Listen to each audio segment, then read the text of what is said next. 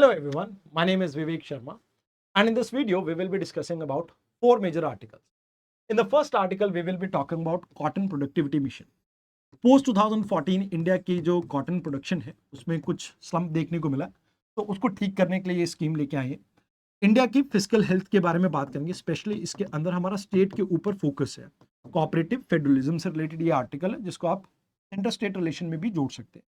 Then we will be talking about India Indonesia relation के बारे में, एंड लास्ट में we will be talking about global biodiversity funding crisis के बारे में। आइए एक एक करके इन आर्टिकल्स को समझते हैं।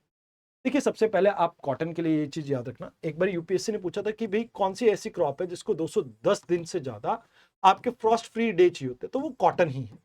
तो कॉटन आपकी ऐसे मौसम में नहीं ग्रो करती जहां पर बहुत ज्यादा धुंध हो।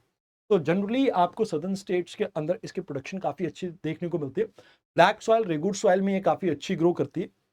बट अभी हम बात करेंगे बीटी कॉटन के बारे में, बिकॉज बीटी कॉटन के ऊपर ये आर्टिकल ज्यादा बेस्ड है। तो देखिए, एक बात ये आती है कि 2006 के आसपास हमने बुलाड वन कैटेगरी की आपकी कॉटन को इंट्रोड्यूस किया था इंडिया के अंदर, एंड देन बुलाड टू को हमने इंट्रोड्यूस किया था आपकी 2010 के अंदर। तो यहाँ पे बीटी कॉटन क्या है और इसका क्या मकसद है, इसको आप समझिए। देखिए, कॉटन के अंदर हमने एक फॉरेन जीन ऐड किया, इसीलिए इसे जेनेटिकली मॉडिफाइड क्रॉप कहा जाता है। जहां पे प्लांट के अंदर जो आपके रेगुलर बेसिस पे जीन्स नहीं मिलते, उनको फॉरेन जीन्स को आप ऐड करते हो, स्टार्टिंग फ्रॉम कोई भी आपके माइक्रोब से आप लेके इसे ऐड कर सकते हो। तो यहाँ पे बेसिलियस थ्रेंजाइसिस के आप प्रोटीन है, एक क्राइव वन प्रोटीन, इसको आपने इंट्रोड्यूस किया था कॉटन के अंदर, जिसके बाद इसने अमेरिकन बुलवॉर्म जो था उसके अगेंस्ट अपने अंदर रेजिस्टेंस बिल्ड करी, और जिससे इंडिया के अंदर कॉटन प्रोडक्शन काफी तेजी से इंक्रीज हुई। यानी एक समय पे 13.6 बिलियन आपकी बेल्स हम प्रोड्यूस करते थे, उसको ऑलमोस्ट हमने ट्रिपल कर दिया, एंड कहीं ना कहीं पर हेक्टेयर जो आपकी क्रॉप प्रोडक्शन थी वो भी ऑलमोस्ट डबल हो गई। एंड इसमें सबसे अच्छी बात ये थी कि भी जो इंसेक्ट्स के अगेंस्ट रेजिस्टेंस थी, तो इस वजह से आपको ये प्रोडक्टिविटी में काफी अच्छा जंप देखने को मिला, और जिससे लोगों के इकोनॉमिक रिटर्न काफी बेनिफिट हुए। अब यहाँ पे 2014 के बाद से कहीं ना कहीं आपकी जो प्रोडक्शन है उसमें आपको स्लम्प देखने को मिल रहा है। हम स्टेगनेटेड है 4.5 किलो पर हेक्टेयर की प्रोडक्शन के आसपास। अब गवर्नमेंट चाहते हैं कि इस प्रोडक्शन को और बेटर किया जाए, एंड इसमें आप हो सकता है कि आने वाले समय में और अलग अलग वैरायटीज की जेनेटिक क्रॉप्स को इंट्रोड्यूस करते हुए देखें। तो जेनेटिक क्रॉप्स या जेनेटिकली मॉडिफाइड क्रॉप्स क्या होती है, जहां पे एक फॉरेन जीन को आप क्रॉप के अंदर इंसर्ट करते हैं। जैसे आप धारा मस्टर्ड हाइब्रिड के बारे में बात करें, चाहे आप बीटी ब्रिंजल के बारे में बात करें, या आप बीटी कॉटन के बारे में बात करें, ये सारे ही जेनेटिकली मॉडिफाइड क्रॉप्स हैं। इसमें जनरली आपका जो अप्रूवल आता है मिनिस्ट्री ऑफ एनवायरनमेंट के under, genetic engineering appraisal committee है, ये इसको संभालती है। बट उसके साथ साथ review committee on genetic manipulation, ये आपके डिपार्टमेंट ऑफ बायोटेक्नोलॉजी के अंडर भी आती है, तो ये स्मॉल फील्ड ट्रायल्स को हैंडल करती है। तो कॉम्प्लेक्स स्ट्रक्चर के कारण कई बार आपको ये देखने को मिलता है कि इंडिया के अंदर जो अप्रूवल प्रोसेस है वो बहुत ज्यादा स्लो है। तो यहां पे आपको इसी वजह से क्या देखने को मिलता है, एक वैरायटी है हर्बिसाइड टॉलरेंट बीटी कॉटन। अब इसमें क्या है कि भाई आपके हर्बिसाइड्स को आप ग्लाइफोसोनेट को आप यहां पे यूज कर सकते हैं, बट ये इलीगली हम यूज कर रहे हैं कुछ क्रॉप्स को उगाने के लिए, बिकॉज इंडिया के अंदर अभी भी जेनेटिक इंजीनियरिंग अप्रेजल कमेटी ने इसका अप्रूवल नहीं दिया। तो कहते हैं भाई इसके पीछे रीजन क्या है कि इंडिया के अंदर आज इलीगल मार्केट में ये सीड्स अवेलेबल हैं। दूसरी चीज, इंडिया के अंदर जो अप्रूवल प्रोसेस है बहुत ज्यादा स्ट्रीमलाइन नहीं है। तो यहां पर ये दो प्रॉब्लम्स देखने को मिलते हैं। तो कहते हैं इस स्कीम का बेनिफिट ये होगा कि जो एग्रीकल्चर रेवोल्यूशन है उसको कंटिन्यूटी मिलेगी, एंड कहीं ना कहीं यहां पर लोअर प्रोडक्शन कॉस्ट और हायर इनकम के ऊपर हमारा फोकस होगा, जैसे ब्राजील और यूएसए के केस में आपको देखने को मिलता है। तो इसमें हम जैसे वीड के मैनेजमेंट के ऊपर फोकस करेंगे, पेस्टिसाइड्स के अंदर जो केमिकल यूज करते हैं उसकी डिपेंडेंसी को थोड़ा रिड्यूस करने के ऊपर फोकस करेंगे, ताकि इनकम यहाँ पे आपकी और बेटर हो सके। तो मिशन फॉर कॉटन प्रोडक्टिविटी अभी गवर्नमेंट ने लॉन्च किया, इसमें प्रोडक्टिविटी को इंक्रीज करना है। जो 450 केजी पर हेक्टेयर के आसपास चल रही है, इसको इंक्रीज करके 2031 तक हमें 700-750 केजी पर हेक्टेयर तक लेके जाना है। तो इसमें बेटर एग्रोनॉमिक्स प्रैक्टिसेस को यूज किया जाएगा, एंड क्लस्टर बेस्ड अप्रोच को डेमोन्स्ट्रेट किया जाएगा। तो ये चीजें हैं जो आपको इसके केस में याद रखनी है। तो इससे रिलेटेड ये आपके क्वेश्चन है जो आप यहाँ पे ध्यान में रख सकते हैं। आइए अब बात करते हैं second article, physical health index. अब इसे किसने बनाया, नीति आयोग ने। प्रीलिम्स में सबसे इंपॉर्टेंट फैक्ट कि इसको किसने बनाया, नीति आयोग ने। और इसमें ये सेकंड एडिशन है। जो कि 2023 22-23 के रिकॉर्ड के बारे में बात कर रहा था पहले एडिशन, अब 23-24 के बारे में बात कर रहा है आपका सेकंड एडिशन। तो इसमें आपकी कंट्रोलर एंड ऑडिटर जनरल की रिपोर्ट को यूज किया गया, जिसके बेसिस पे स्टेट्स की फिस्कल हेल्थ को यहाँ पे डिटरमाइन किया गया। तो कहते हैं कि भाई इसमें कोर पिलर जो है वो ये देखता है कि भाई कंट्रोलर एंड ऑडिटर जनरल की जो रिकॉर्ड आपके पास है उसमें 5 डिस्टिंक्ट कोर पिलर के ऊपर फोकस किया जाता है, जिसमें पहला पिलर है कि क्वालिटी ऑफ एक्सपेंडिचर। आप कैपिटल एक्सपेंडिचर कर रहे हो या आप रेवेन्यू एक्सपेंडिचर कर रहे हो। कैपिटल एक्सपेंडिचर मतलब कि आप इंफ्रास्ट्रक्चर, बिल्डिंग्स और बाकी चीजों के ऊपर जैसे एजुकेशन, हेल्थ केयर, इनके ऊपर खर्चा कर रहे हो, या आप लोगों को फ्रीबीज बांट रहे हो। इसके ऊपर फोकस किया जाता है कि आप कैसे, किस तरह से पैसा स्पेंड कर रहे हो। दूसरी चीज यहां पे आती है कि आप रेवेन्यू कैसे मोबिलाइज कर रहे हो। तो क्या आपकी स्टेट खुद से अपने बजट को कहीं ना कहीं उसके लिए रेवेन्यू जनरेट कर सकता है। तो इसमें tax and non tax revenue दोनों के ऊपर फोकस किया गया। एंड थर्ड है आपका फिस्कल प्रेसिडेंस। यहां पे आप देखते हैं कि आपका फिस्कल डेफिसिट स्टेट कितना बेटर वे में मैनेज कर रही है। क्या वो financial responsibility and budgetary management targets को फुलफिल कर रही है। एंड देन डेट इंडेक्स के बारे में बात किया जाता है, जहां पे आपका ओवरऑल स्टेट का लायबिलिटी को चेक किया जाता है। एंड देन डेट सस्टेनेबिलिटी की, आने वाले समय में कहीं आपकी स्टेट डेट को डिफॉल्ट तो नहीं कर जाएगी। तो इस बेसिस पे हमने मेजर जो आपकी स्टेट्स है उनको यहाँ पे शोकेस किया है। तो इसमें मेजर स्टेट्स के अंदर 18 स्टेट्स आती हैं, जिसमें उड़ीसा को रैंक 1 मिला, गोवा रैंक 2 है, झारखंड रैंक 3 है। उसके अलावा स्मॉल नॉर्थ ईस्टर्न स्टेट्स की अगर बात की जाए, eastern and north eastern state की बात की जाए, तो अरुणाचल प्रदेश, उत्तराखंड यहाँ पे आपके लीडर कैटेगरी में आते हैं। तो कहते हैं कि भी पंजाब की हालत थोड़ी खराब है, आंध्र प्रदेश की खराब है, एंड इसके अलावा वेस्ट बंगाल की भी थोड़ी हालत खराब देखने को मिल रही है। तो कहते हैं कि भाई यहां पर मेजर इशू क्या है, फिस्कल पैराडॉक्स। भाई सदर्न स्टेट ये कहते हैं कि भाई हमने ज्यादा टैक्स में हम पार्टिसिपेट करते हैं, बट हमें उतना रेवेन्यू नहीं मिलता, क्योंकि आप ज्यादा फोकस करते हो गरीब स्टेट्स के ऊपर, वो एक प्रॉब्लम है। यहाँ पे स्टेट का डिनोमिनेटर भी एक मैटर करता है। जिन स्टेट के अंदर जीडीपी उनकी ऑलरेडी बड़ी है, जैसे महाराष्ट्र, गुजरात, आप अगर देखेंगे तो यहाँ पे आपका यूपी भी काफी अच्छा परफॉर्म कर रहा है। तो कहते हैं कि जिनका जीडीपी का यहाँ पर जो नंबर है वो अच्छा है, तो उनके फिस्कल डेफिसिट नंबर कितना भी हो उसमें आपको फर्क देखने को मिलता है। And more over capital investment जो हम ह्यूमन रिसोर्स के अंदर कर रहे हैं, आप उसको पेनलाइज कर रहे हैं यहाँ पे। एंड यहाँ पे आपके रेवेन्यू मोबिलाइजेशन के अंदर जो मैट्रिक्स यूज की गई उसको लेके भी कंसर्न रेज किए जा रहे हैं। खासकर यहाँ पे अगर बात करें इंस्टीट्यूशनल अर्न टैक्स रेवेन्यू जो रियल एफर्ट्स के थ्रू, या जोग्राफिकल अर्न आपके नॉन टैक्स रेवेन्यू, इनके बारे में बात कर रहे हो। बट इसमें जैसे माइनिंग के अंदर आपको पैसा नहीं मिलता है, आपके जो सेंटर से पैसा आता है उसमें भी सेस का एक रोल आ जाता है। तो उन चीजों को आपने कहीं ना कहीं इग्नोर किया।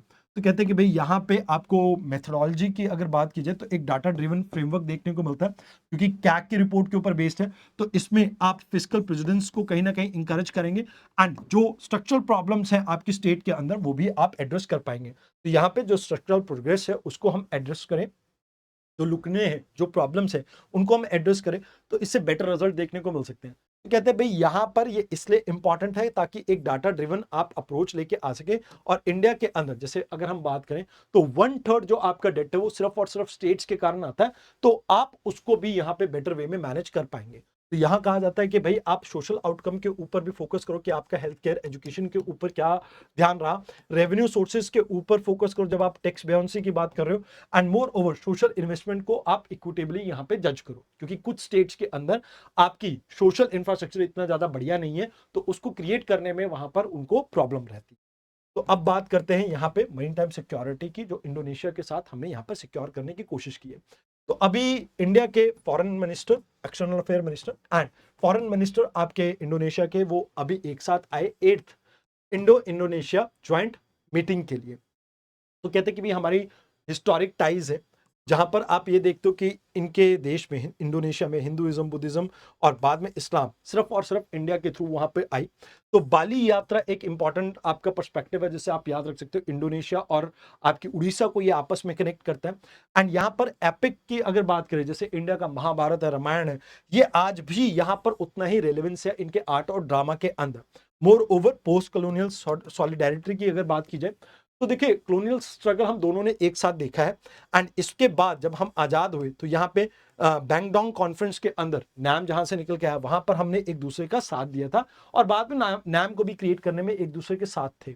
तो हमारी एक्ट ईस्ट पॉलिसी जो है उसका सेंट्रल पिलर आपका कहीं ना कहीं इंडोनेशिया है, जिसके साथ हम 28 बिलियन डॉलर की आज की डेट में ट्रेड करते हैं। तो ये सेकंड लार्जेस्ट हमारा आसियान देशों के अंदर पार्टनर है। एंड मोर ओवर अगर हम बात करें तो यहाँ पे क्रूड पाम ऑयल का सबसे बड़ा सप्लायर भी हमारा यही है। तो हम सेकंड लार्जेस्ट सोर्स हैं इंपोर्ट के कोल के भी यहाँ। तो यहां पर आप याद रखना कि हमारा सेकंड लार्जेस्ट सोर्स है कोल import.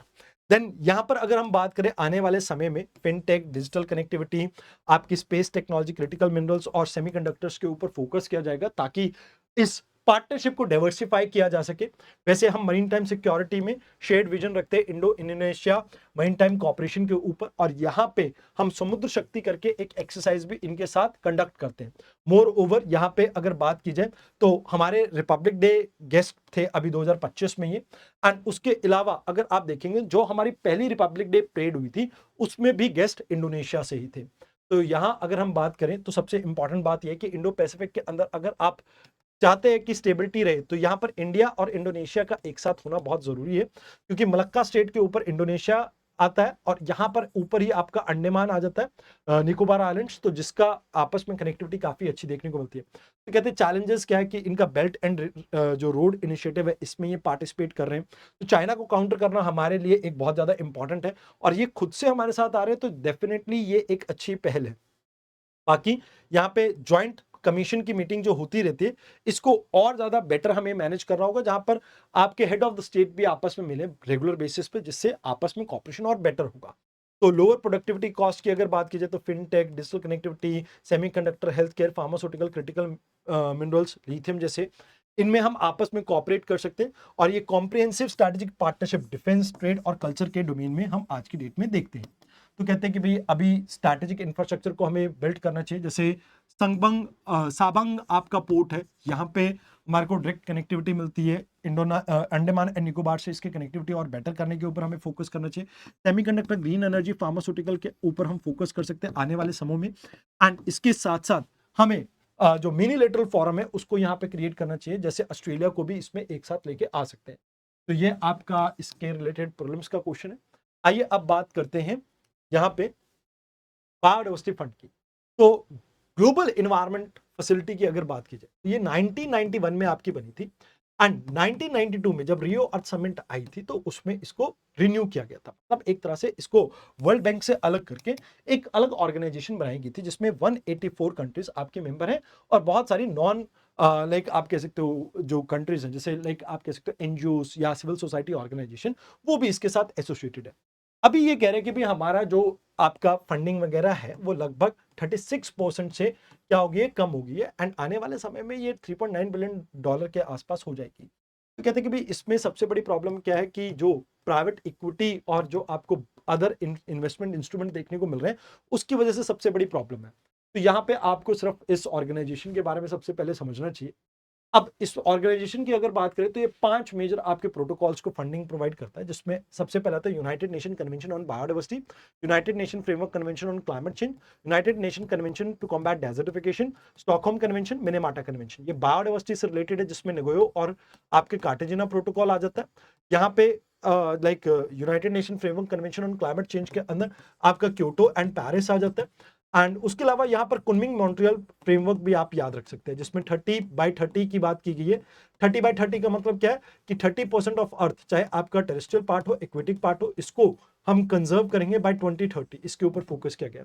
United Nation convention to combat desertification, इसमें लैंड डिग्रेडेशन न्यूट्रलिटी के ऊपर फोकस किया गया, ताकि हम ये इंश्योर कर सके कि जो लिविंग बींग्स के सस्टेनेबल आप ये कह सकते हो लिविंग के लिए मिनिमम जो लैंड हमें रिक्वायर्ड है हम उसको यहाँ पर हर टाइम मैनेज कर सके। यहाँ पर persistent organic pollutant forever chemicals के बारे में स्टॉकहोम कन्वेंशन है, उससे भी ये डील करता है। एंड मिनेमाटा मर्करी पोल्यूशन, जो कि जापान के मिनेमाटा बे से निकल के आया था, उससे भी ये डील करता है। उसके अलावा मॉन्ट्रियल को स्टार्टिंग में ये सपोर्ट करता था, अभी नहीं करता है। तो ये आपके प्रोटोकॉल्स के बारे में आपको पता होना चाहिए। तो कहते हैं कि भाई अब यहाँ पे सबसे बड़ी बात क्या है कि आपकी कैपिटल तो कम हो रही है। एक टाइम पे इसके पास 5.3 बिलियन डॉलर की थी, अभी ये डिक्लाइन हो जाएगी by 3.9 billion dollar by end of this decade. तो कहते हैं कि भाई यहाँ पर इतना कम पैसा क्लाइमेट चेंज, बायोडाइवर्सिटी लॉस और टॉक्सिक वेस्ट को हैंडल करने के लिए आपका पूरा प्रॉपर सपोर्ट नहीं प्रोवाइड कर पाएगा कंट्रीज को, खासकर डेवलपिंग कंट्रीज को। तो कहते हैं यहाँ एक सबसे बड़ी प्रॉब्लम ये है कि इस फंड को हमें कहीं ना कहीं सस्टेनेबल बनाना होगा। तो कहते हैं कि भाई इंडिया और इनके साथ मिलके इंडिया ने जैसे कंजर्वेशन ऑफ बायोडाइवर्सिटी और सस्टेनेबल यूज और fair equitable sharing of benefit in India के ऊपर फोकस किया था। एंड इसके अलावा यहाँ पर मिस मैपिंग यानी मैनेजमेंट इंफॉर्मेशन सिस्टम को भी हमने इनके साथ मिलकर बिल्ड किया था, जहां पर जूलॉजिकल और वाइल्ड लाइफ के रिगार्डिंग हम डाटा को अपने मैनेज करते हैं। तो कहते हैं कि भी अभी इससे बेनिफिट क्या होता है कि भी इससे सोशल इंपावरमेंट होती है, जो आपकी कम्युनिटी है उसको ये हेल्प करते हैं, बॉटम अप अप्रोच के साथ आते हैं, जिससे प्लान जो है कंजर्वेशन का वो काफी हद तक आपका अच्छा क्रिएट होता है। तो सोशल इंक्लूसिविटी को प्रमोट करते हैं एंड कहीं ना कहीं कंजर्वेशन को रियल एस्टेट एसेट के तौर पे ये देखते हैं। तो यहाँ पे ये कहा जाता है कि भाई इसमें कहीं ना कहीं आपको प्राइवेट मार्केट इंस्ट्रूमेंट्स को किस तरह से मेन स्ट्रीम में लाया जा सके उसके ऊपर फोकस करना चाहिए। वनरेबल स्टेट्स को फंडिंग ज्यादा मिलनी चाहिए, जैसे लीस्ट डेवलप्ड कंट्रीज होगी, स्मॉल आइलैंड नेशंस होगी। अब इनके लिए एक डेडिकेटेड विंडो बनाने की जरूरत है आपको, and more over replication toolkit के ऊपर आपको फोकस करना चाहिए, जिससे आप इसकी इंप्लीमेंटेशन को और बेटर कर सके। तो यहाँ पे इससे रिलेटेड ये दो आपके क्वेश्चंस हो गए। आज के डिस्कशन में इतना ही था। धन्यवाद।